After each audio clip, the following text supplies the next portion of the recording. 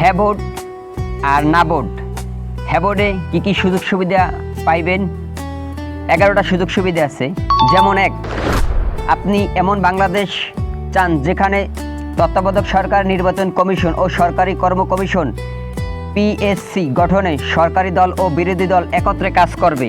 Number 2, সরকারি দল ইচ্ছামতো সংবিধান সংশোধন করতে পারবে না। নাম্বার 3, সংবিধানে গুরুত্বপূর্ণ পরিবর্তনের ক্ষেত্রে গণভোটের বিধান চালু হবে।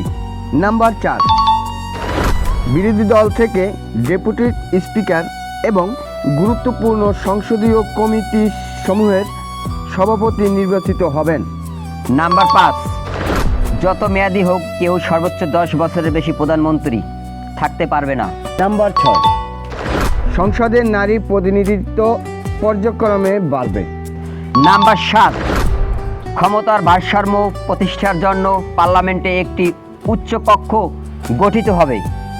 নাম্বার 8, দেশের বিচার ব্যবস্থা স্বাধীনভাবে কাজ করবে। নাম্বার 9, আপনার মৌলিক অধিকারের সংখ্যা যেমন ইন্টারনেট সেবা কখনো বন্ধ করা যাবে না, বাড়বে। নাম্বার 10, দণ্ডপ্রাপ্ত অপরাধীকে রাষ্ট্রপতি ইচ্ছামতো ক্ষমা করতে পারবে না। নাম্বার 11, রাষ্ট্রপতি ও প্রধানমন্ত্রীর ক্ষমতার মধ্যে ভারসাম্য থাকতে হবে। এখন আপনারা হ্যাঁ ভোট দিবেন না না ভোট দিবেন, এটা আপনাদের বিবেচনা। হ্যাঁ ভোটে আমরা 11টা ধাপ বললাম।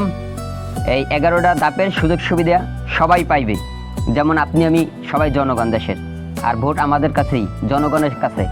তাই হ্যাঁ ভোট দিলে এই সুযোগ সুবিধা পাওয়া যাবে, আর যদি না ভোট দিলে এই সুযোগ সুবিধাগুলো পাওয়া যাবে না। তাই ভোট আপনার কাছে, আপনার বিবেচনা করে আপনি ভোট দেবেন। ধন্যবাদ সবাইকে। সবাইকে ধন্যবাদ।